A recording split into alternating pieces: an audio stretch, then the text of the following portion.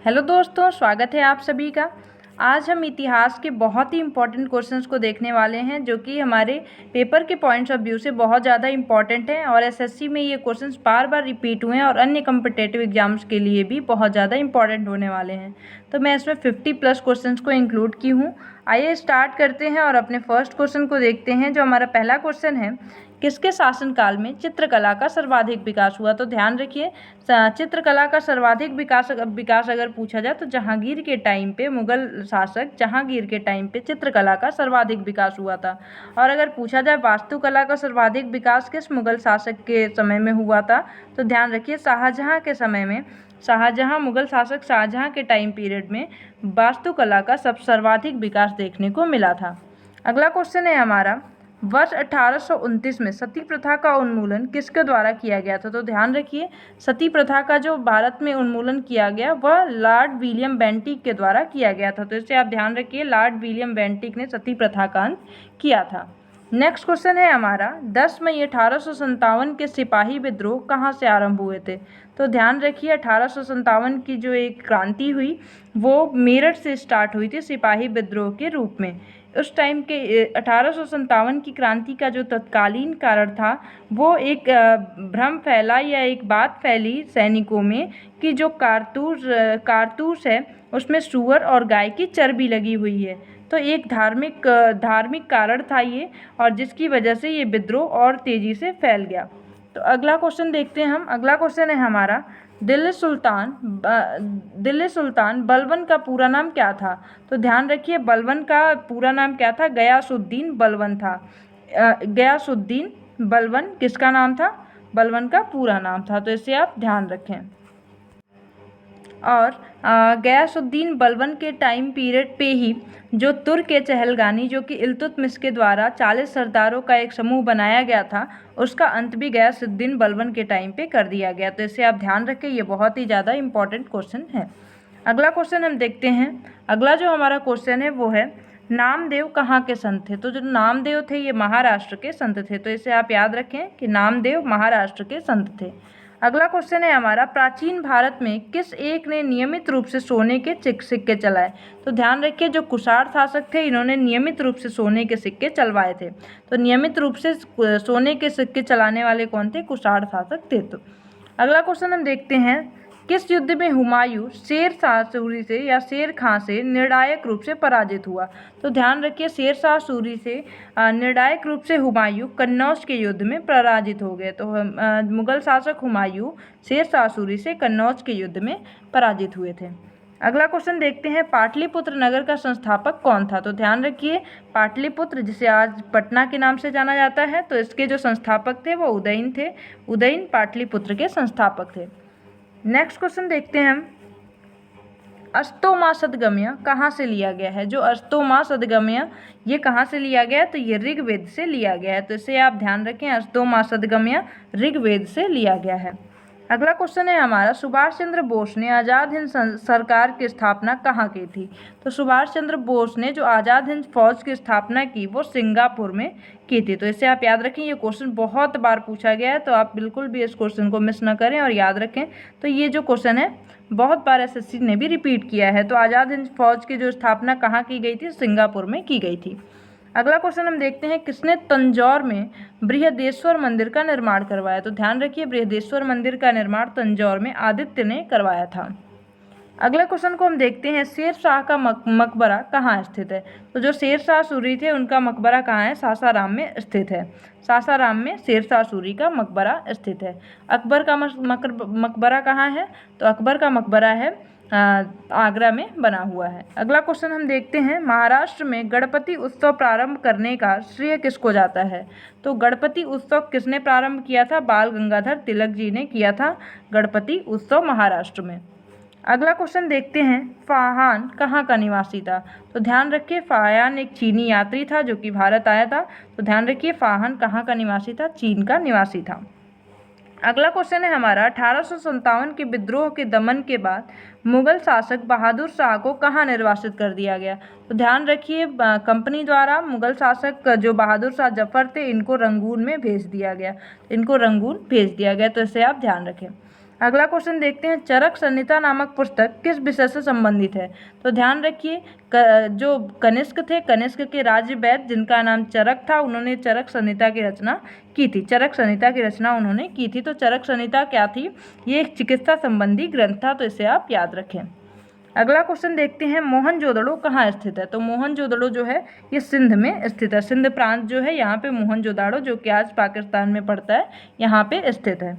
अगले क्वेश्चन को हम देखते हैं। हमारा अगला क्वेश्चन है, स्वतंत्र भारत का अंतिम गवर्नर जनरल कौन था। तो स्वतंत्र भारत का अंतिम गवर्नर जनरल सी राजगोपालाचारी जी थे। सी राजगोपालाचारी अंतिम गवर्नर जनरल स्वतंत्र भारत के थे। अगला क्वेश्चन हम देखते हैं, 1857 के विद्रोह का तत्कालिक कारण क्या था। तो ध्यान रखिए, ये मैंने पहले भी बताया कि तत्कालिक कारण क्या था, सिपाहियों द्वारा चर्बी युक्त कारतूस का प्रयोग। तो जो कारतूस यूज हो रहा था उसमें चर्बी, गाय और सूअर की चर्बी लगे होने की बात फैल गई थी और 1857 की क्रांति का ये तत्कालीन कारण था। अगला क्वेश्चन हम देखते हैं, गीत गोविंद के रचनाकार जयदेव किसकी सभा को अलंकृत करते थे। तो जो गीत गोविंद के लेखक हैं जिनका नाम क्या था, जयदेव, ये लक्ष्मण सेन की सभा को अलंकृत करते थे। तो ध्यान रखिए, सबसे पहली बात, गीत गोविंद की रचना किसने की है? जयदेव ने की है। और ये किसके राज कवि थे? तो लक्ष्मण सेन के राज्य में थे। अगले क्वेश्चन को देखते हैं हम, किस गवर्नर जनरल ने व्यक्तिगत सिद्धांत का प्रतिपादन किया। तो सबसे पहली बात, व्यक्तिगत सिद्धांत होता क्या है। तो व्यक्तिगत सिद्धांत ऐसा सिद्धांत था जिसको डलहौजी ने बनाया था और ये कहा था जिसका भी वारिस नहीं होगा, जिस राजा का वारिस नहीं होगा, उसके राज्य को कंपनी में मिला लिया जाएगा। इसे ही हड़प नीति के नाम से भी जाना जाता है। तो डलहौजी ने ये नीति चलाई थी। अगला क्वेश्चन देखते हैं हम, मालती माधव के लेखक कौन थे। तो मालती माधव के लेखक जो थे ये भवभूति थे। तो भवभूति ने मालती माधव की रचना की है। अगला क्वेश्चन है हमारा, सिंधु घाटी स्थल कालीबंगन किस प्रदेश में है। तो कालीबंगन जो है ये राजस्थान में स्थित है। कालीबंगन कहाँ स्थित है? राजस्थान में स्थित है। मैंने पूरी सिंधु घाटी सभ्यता की वीडियो बनाई है, आप उसे जाके जरूर देख लें, आपके एक भी क्वेश्चन सिंधु घाटी से नहीं छूटेंगे। अगले क्वेश्चन को देखते हैं। अगला क्वेश्चन है हमारा, बिहार में 1857 ईस्वी के विद्रोह का नेतृत्व किसने किया था।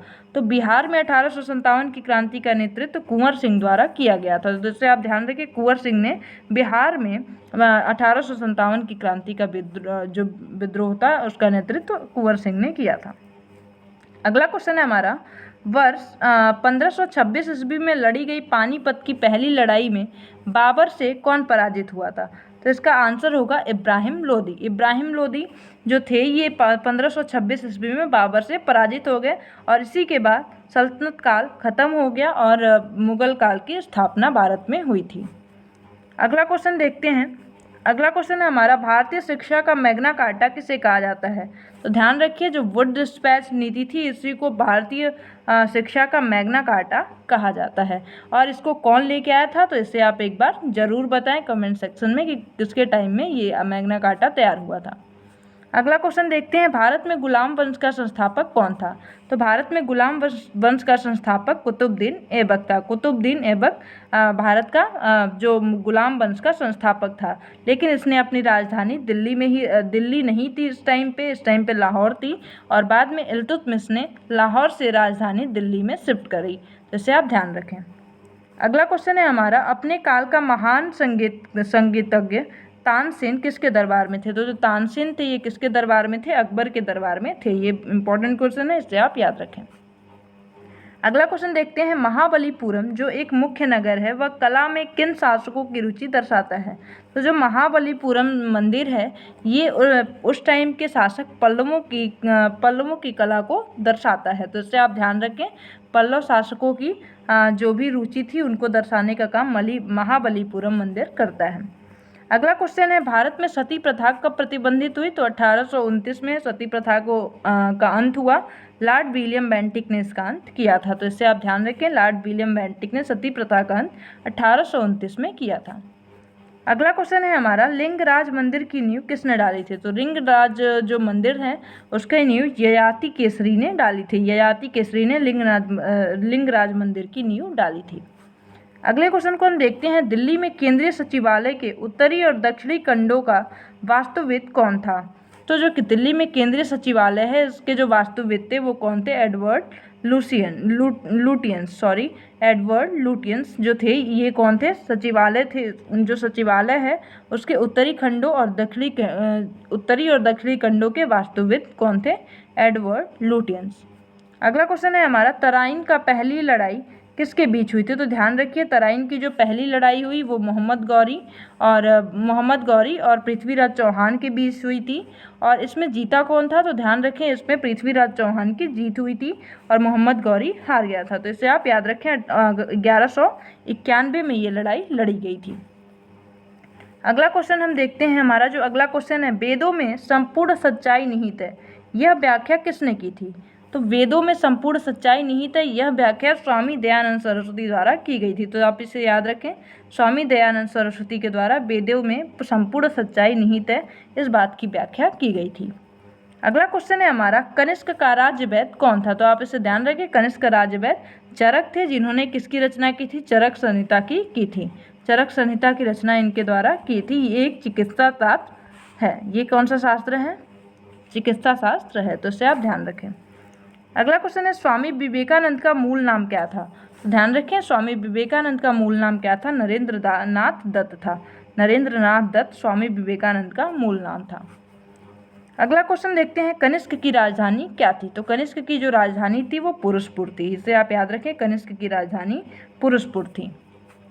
अगला क्वेश्चन देखते हैं, सिकंदर के समय मगध पर किसका शासन था? तो ध्यान रखें, मगध पर जब सिकंदर ने आक्रमण किया तो घनानंद का शासन था। सिकंदर से जो लड़ाई हुई एक हिंदू राजा पोरस के बीच, ये झेलम नदी के किनारे हुआ था। झेलम नदी को उस टाइम पे वितिस्ता के नाम से जाना जाता था। वितिस्ता, तो इसे आप ध्यान रखें, वितिस्ता के नाम से झेलम नदी को जाना जाता था। और जो पोरस और सिकंदर के बीच युद्ध हुआ, इस युद्ध को किस नाम से जानते हैं? हाइडेस्पीच के नाम से जानते हैं। और ये क्वेश्चन में बहुत बार पूछा गया, तो आप इसे ध्यान रखें, हाइडेस्पीच के युद्ध के नाम से जानते हैं। अगला क्वेश्चन देखते हैं, मंगल पांडे ने किस सैन्य छावनी में विद्रोह किया? तो मंगल पांडे ने 1857 की क्रांति में सबसे पहला विद्रोह इन्होंने किया और बैरकपुर छावनी में इन्होंने किया था। अगला क्वेश्चन देखते हैं, ककोरी ट्रेन डकैती कांड के नायक कौन थे? तो ककोरी ट्रेन डकैती जो हुई थी वो राम प्रसाद बिस्मिल इसके नायक थे। अगले क्वेश्चन को हम देखते हैं, एटक के पहले अध्यक्ष कौन थे? तो एटक के पहले अध्यक्ष कौन थे? लाला लाजपत राय जी थे। लाला लाजपत राय एटक के पहले अध्यक्ष थे। अगले क्वेश्चन को हम देखते हैं। अगले क्वेश्चन है हमारा, गोल्डन थ्रेशोल्ड नामक कविता संग्रह की रचना किसने की है? तो ध्यान रखिए, सरोजनी नायडू ने इसकी रचना की है। सरोजनी नायडू जी ने इनकी रचना गोल्डन थ्रेशोल्ड की रचना की है। अगला क्वेश्चन है हमारा, किसे जाट का प्लेटो कहा गया है? तो जाट का प्लेटो किसे कहा गया? सूरजमल को जाट का प्लेटो कहा गया। तो ये याद रखें आप। अगला क्वेश्चन हम देखते हैं, 1947 के भारतीय राष्ट्रीय कांग्रेस के दिल्ली अधिवेशन की अध्यक्षता किसने की? तो 1847 की जो कांग्रेस का अधिवेशन था उसकी जो अध्यक्षता की वो राजेंद्र प्रसाद जी ने की थी। तो आइए हम अगले क्वेश्चन की तरफ बढ़ते हैं। अगला क्वेश्चन है हमारा, गुप्तकालीन स्वर्ण सिक्के को क्या कहा जाता था? जो गुप्त काल के स्वर्ण सिक्के थे उन्हें रूप्यक के नाम से जाना जाता था। ध्यान रखिए, जो स्वर्ण के सिक्के थे गुप्त काल में उसे रूप्यक के नाम से जाना जाता था। हमारा अगला क्वेश्चन है, महात्मा गांधी को सर्वप्रथम राष्ट्रपिता किसने कहा था? तो ये भी क्वेश्चन बहुत बार पूछा गया, तो आप इसे ध्यान रखें। सुभाष चंद्र बोस ने सबसे पहले महात्मा गांधी को राष्ट्रपिता से शब्द से संबोधित किया था। अगला क्वेश्चन है हमारा, किस शासक ने लौह एवं रक्त की नीति का पालन किया? तो ध्यान रखिए, लौह एवं रक्त की नीति का पालन बलबन ने किया था। बलबन ने लौह एवं रक्त की नीति का पालन किया था। और बलबन ने ही सजदा और पैबोस नामक प्रथाओं को भी स्टार्ट किया था। और तुर्क के चहलगानी जो कि इल्तुतमिश द्वारा स्टार्ट किया गया था उसने बलबन ने इसका अंत भी किया था। तो इसे आप ध्यान रखें। अगला क्वेश्चन है हमारा, कृष्णदेव राय किसके समकालीन थे? तो कृष्णदेव राय जो थे वो बाबर के समकालीन थे। कृष्णदेव राय बाबर के समकालीन थे। अगला क्वेश्चन है हमारा, चंद्रगुप्त मौर्य के महल के अवशेष कहाँ से मिले हैं? तो ध्यान रखिए, चंद्रगुप्त मौर्य के महल के अवशेष कहाँ से मिले हैं? कुम्भरहार पटना में पड़ता है।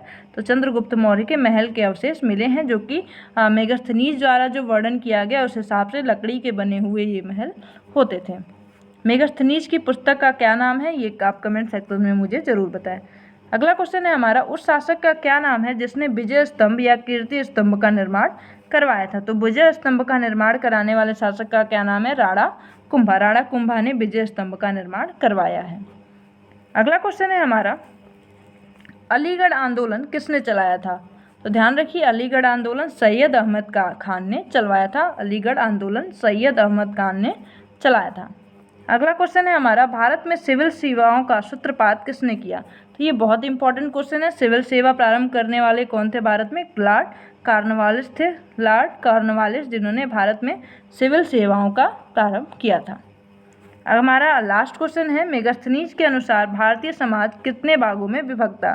तो ध्यान रखिए, मेगास्थनीज के हिसाब से जो भारतीय समाज था वो 7 भागों में विभक्त था और मेगास्थनीज की पुस्तक का नाम क्या था, इंडिका। तो आप ये सारे क्वेश्चन बहुत ज़्यादा इंपॉर्टेंट है, इन सारे क्वेश्चन को आप ज़रूर याद कर लें, आपके लिए बहुत ज़्यादा हेल्पफुल होने वाले हैं। वीडियो अच्छी लगी तो लाइक ज़रूर करें। Thank you so much.